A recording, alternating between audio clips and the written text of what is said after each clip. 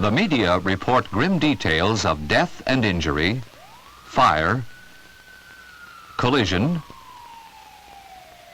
and natural disaster. The most frequent killer is the road accident.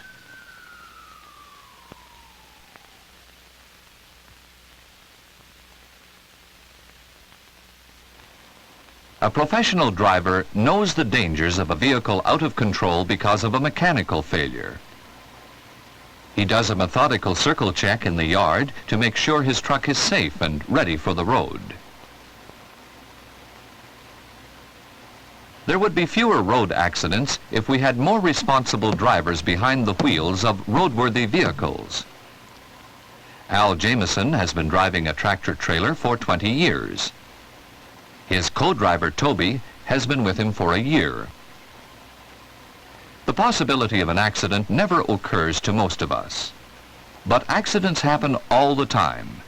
And even if we are not involved, we have a good chance of being first to arrive on the scene. Fortunately, more and more drivers are taking first aid training these days. Joan and Pamela are going camping for the weekend. Joan is an experienced driver. Before leaving her driveway, she makes sure that she's ready for the road. Because she is pulling a trailer, she gives special attention to couplings and safety chains. The circle check is a good habit for everyone.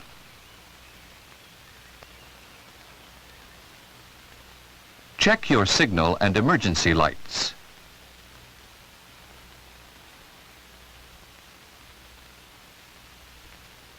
A driver and his vehicle work as a team.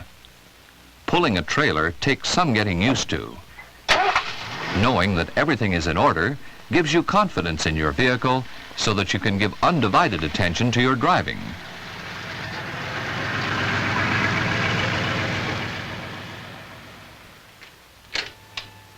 Sam Johnson was late for an appointment yesterday and lost a sale. He's late again this morning.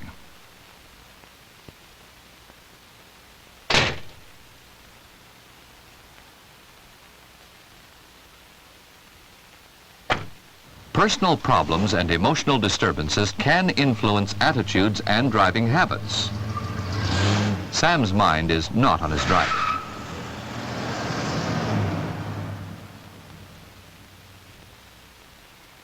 Like most bikers, Tony LaFlamme keeps his machine in A1 condition and dons protective equipment without even thinking about it. Visibility is important for a motorcycle rider. With just inches between himself and the road, the biker is particularly vulnerable. Tony drives defensively. He's alert and ready for any roadway situation.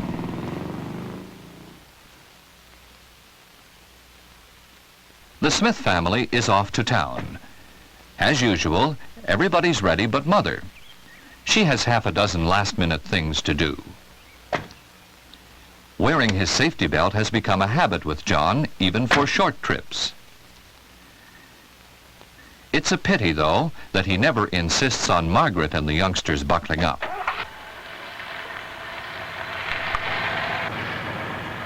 "25 years of accident-free driving doesn't guarantee that this won't be the day it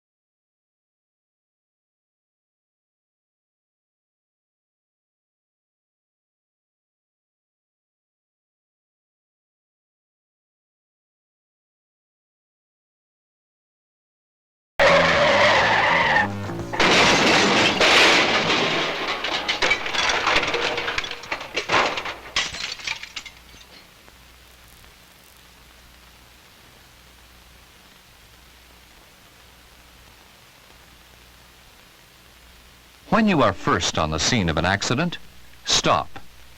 Your help may be needed. Pull well off the road and turn on your four-way flashers. Flag down approaching vehicles.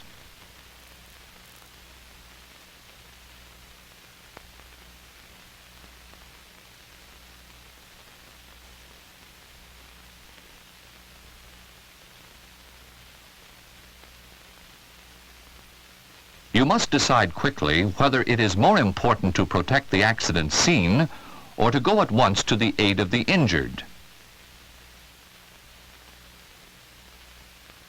Pamela had first aid training at driving school. Now she's really thankful. Warning devices should be placed at each end of the accident zone. Either flares or triangles provide effective protection.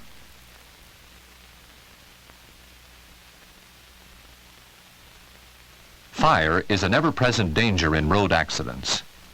It's only a burst radiator this time, but keep the extinguisher handy and don't allow any smoking. Turn off the ignition. Make sure police and ambulance services are notified. Luckily, Al has his CB radio. If there are hazards on the site like spilled fuel or toxic chemicals, the police should be informed. Warning signals should be far enough from the scene to allow fast-moving vehicles time to stop. When the danger has been assessed, it may be possible to allow traffic to proceed slowly, but keep it moving so as not to hinder emergency vehicles. Pamela knows that there is grave danger of airway obstruction and suffocation when the casualty is unconscious.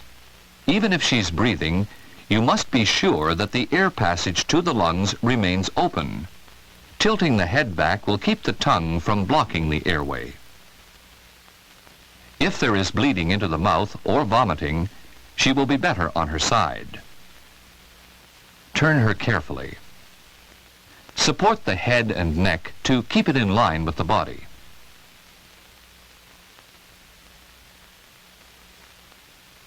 The head is low and tilted back to allow drainage from the mouth.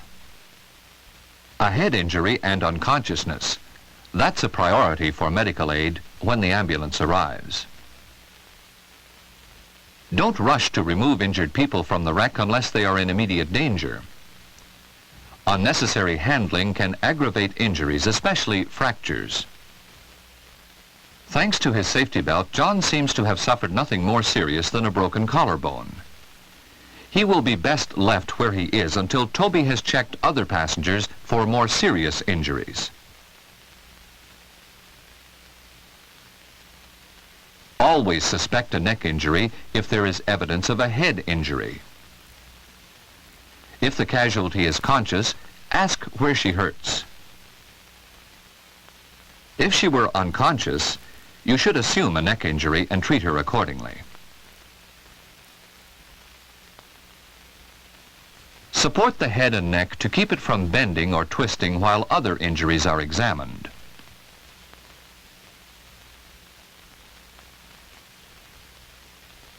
Nothing here that won't wait until you're sure you have found all the casualties. Leave someone to support the head and neck until an emergency splint can be applied. Joan can also ensure that some other enthusiastic but misguided rescuer doesn't drag Margaret out of the car, perhaps causing paralysis or even death. Conscious casualties will be able to tell you how many were involved in the accident. Search the area and make sure that all are accounted for. If possible, someone should stay with the unconscious casualty and be prepared to give artificial respiration in case breathing should stop.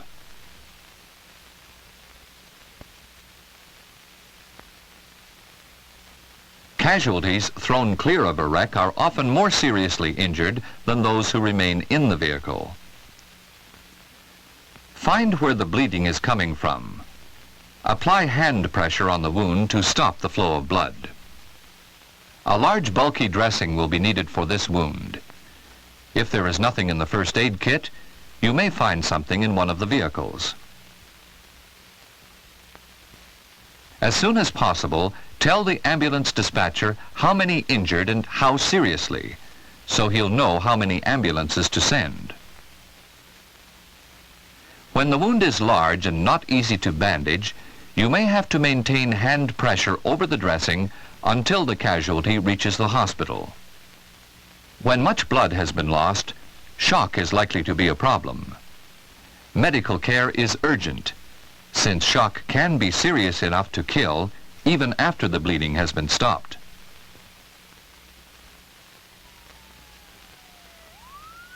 A cover both over and under this casualty will help to reduce the effects of shock.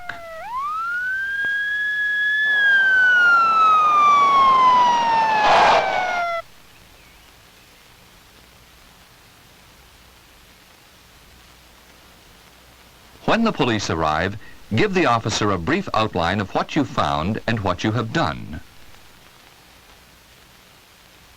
He will take charge of the accident scene, leaving you free to take a second look at the injured. Now, Toby has time to look after John's fracture. A sling will make him more comfortable. Margaret can be reassured that she is not forgotten.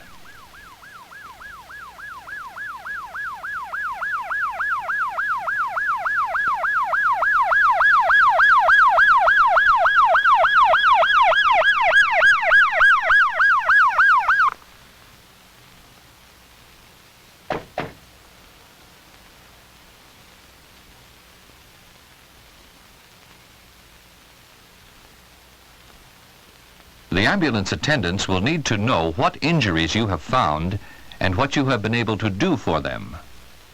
Those most urgently in need of medical care will be taken to hospital first. The unconscious girl with the head injuries is being moved on her side on the stretcher. The boy in shock is taken with her in the first ambulance.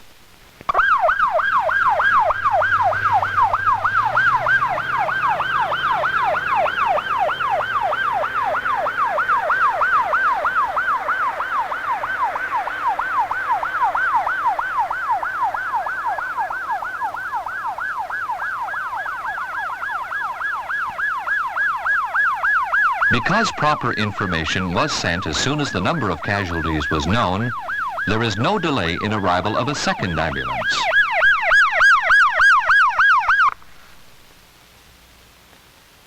Care is more important than speed in the handling of spinal injuries. Such casualties should not be moved until ambulance attendants arrive with the proper equipment. Casualties with neck or back injuries must have head, neck, and back immobilized as one unit before they are moved.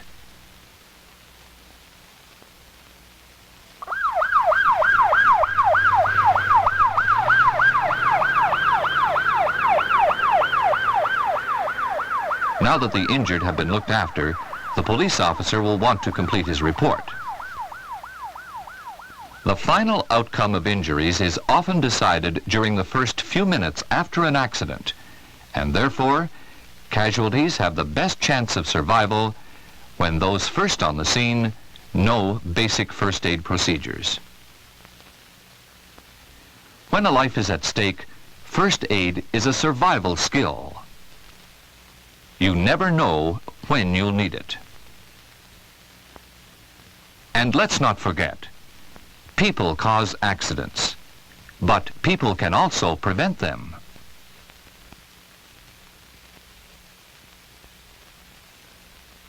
When you are face to face with yourself, you should be looking at a responsible driver and a safety-conscious person. Put yourself in the picture.